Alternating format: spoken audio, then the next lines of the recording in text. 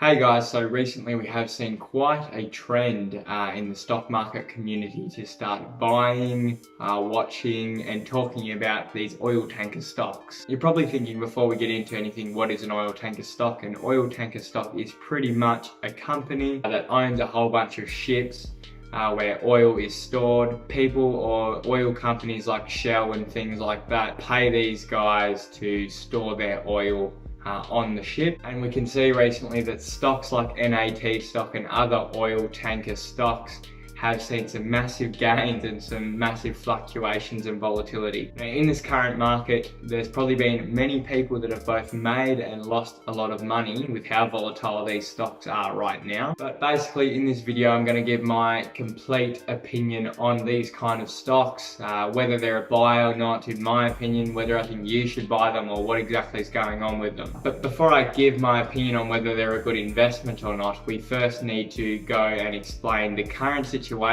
that's happening right now. And we need to go a bit further in depth on what exactly these companies are, what they do and how they make their money. But before all of that, I need you to hit the like button and subscribe to watch more of my content. That would be awesome, and it tells YouTube that you like it. Anyway, let's get into the video. Alright, so pretty recently we have seen oil prices drop massively, and pretty recently we have seen them be negative for the first time in history. That's crazy. But why was this? Well, I guess it's pretty much just simple basic economics when we break it down. There was way more supply of oil than what there was demand. Now, this is mainly due to the whole pandemic situation that the world's kind of got going on right now, but as well as another factor which we'll get into in just a little bit. But basically right now, with little or no businesses operating at all, the businesses that actually needed oil to function aren't buying any oil because they have way less business now, or they have been forced to shut down altogether, so they don't really need to buy any oil anymore. But it's the same with us guys as well, the consumer. We're simply buying less oil, we're needing less oil in things like fuel,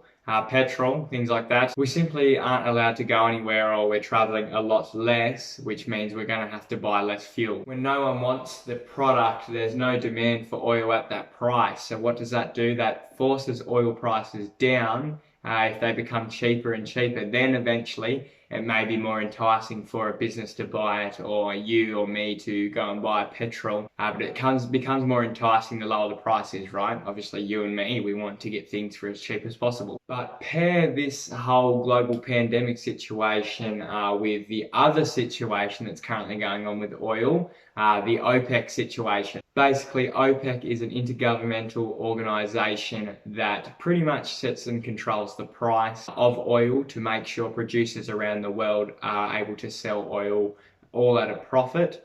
Consists of, you know, your big oil players like Saudi Arabia and Russia and the USA. They've all formed this OPEC group to control the price of oil. Yeah, it's a bit scary and a bit anti-economics, I know, but that's how it works. So everyone can set a price for oil, so everyone makes profit and everyone's happy. Because the guys in Saudi Arabia can produce oil a lot cheaper than what they can in the USA. They simply just have more oil, and they simply, I guess, have less legislations and less rules that they have to follow. But like I said, OPEC regulates this regularly to make sure everyone is happy and everyone can sell oil at the right price. But from what I believe, what's going on right now, there's been a bit of a fight or a bit of a hiccup between Saudi Arabia and Russia in terms of the oil price. From what I believe, Saudi Arabia was like, hey bro, can we like lower the price of oil to help the economy out a bit? And Russia was like, no bro, we can't do that. But Saudi Arabia was pretty much like, screw you guys, we're going to do it anyway. So they've continued to pump massive amounts of oil, bringing up the total world supply. No one needs this oil, so the prices are continuing to get pushed down and down because the Saudis can't get rid of this oil. Take that fact where they're pumping out massive amounts of oil with also the whole pandemic where no one needs to buy any oil. We've got this terrible situation right now with oil. We've just got this terrible situation where oil supply is way larger than demand, and we're getting to the point where world oil storage capacity is nearly reaching its full capacity, which is ridiculous. And that is why we've seen oil prices go negative before, because it's pretty much essentially being treated like trash right now. It's like we're paying someone to get rid of the oil, you know? You pay someone to get rid of your trash, You pay the council money to have a bin for them to take your trash and things like that. It's literally like trash right now. So that's the current situation right now, but surely there's some way to make money out of this, right? And you would be 100% right. It's the trash men, but for oil. The people taking the oil off of our hands and storing it. And that's where we get these oil tanker companies and oil tanker stocks. You pay them money to take your oil and they go and store that out at sea on one of their massive ships. For say a 6-month contract. And that's pretty much how they make their money. They get paid to store oil. And as you can imagine right now, if someone needs to store their oil somewhere, they're paying money hand over fist right now. Because like I said, oil storage capacity is nearly reaching its peak right now. So there's a lot of demand to store oil, but there's not really anywhere to put it. So people are paying money hand over fist to get rid of this oil right now and store this oil. So that's right now why these oil tanker stocks are making a killing storing all this oil. They're able to charge ridiculous prices to someone to be able to store their oil, and they're making a killing right now. So what do I think about this stock? Well, if we have a look, the CEO of NAT stock, Nordic American Tanker stock, has actually been on CNBC recently, saying that he's never seen such a strong market in his life, and he's been doing this job for a very, very long time,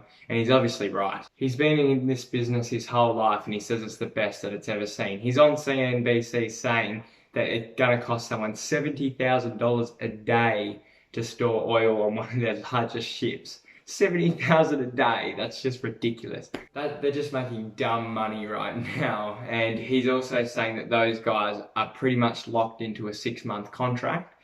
And he's saying that he's got all the big players like Shell and ExxonMobil on contracts, which is ridiculous. And look, he's the CEO of this company, so he's not going to lie about those kind of things. He's also saying that they pretty much have no debt right now as well. They're going to get that paid out, and they're going to fork out massive dividends to shareholders. And let's just pull up the 5-year chart for NAT stock, and we'll have a look at this, right? So we can see back 4 or 5 years ago now, the stock was around $15, $16 a share, right?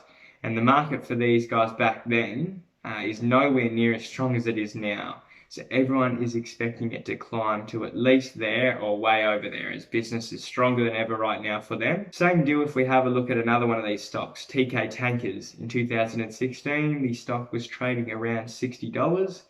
Now it's at like $18. So we can see some massive potential upside for these guys in the current market right now. As like I said, business is stronger than it's ever been for these guys. So what the hell? This has to be like a great investment opportunity, right? And I'm thinking, not really investment, no. Short-term spec play? Definitely. All this kind of oil price debacle right now, it's going to last for 6 months, a year or so. It's not going to last forever. We do know that the NAT CEO has said that they've locked some of these guys in for 6 months, so we know that they're at least going to be making killer profits for 6 months, right? But after then what? The oil market is probably going to be as strong as what it used to be, if not roundabout. That's when everything goes back up, and there'll be less need for this oil storage kind of business. And I think these guys will just go back to where they normally were, business as usual. Yeah, right now, like I said, they're making killer profits right now, but I don't really know how long that's going to last. So yeah, potentially in the short term, this may be a good play, but if you've been in the stock market long enough, you know pretty much speculating short term is pretty much just gambling at that point. Yeah, if you want to have a gamble, this one does look pretty in your favor, to be honest. I'd say the odds are more likely that you're going to make money than what you're not. But me, I'm a bit skeptical, because I am more of a long-term investor. I don't really go for these kind of short-term plays, but to be honest, the opportunity in this one does look pretty good. So at the end of the day, I think I may buy some, maybe. If I do, it's only going to be a very small position, because like I said, it is pretty short-term and it is pretty speculative, and that's not the kind of stuff that I like. But it is definitely a very interesting situation, and I can see why everyone wants to jump on the bandwagon, and it is pretty exciting. Anyway guys, that's my opinion on these oil tanker stocks. If you liked it, please like the video, click this little circle thing to subscribe, pretty please.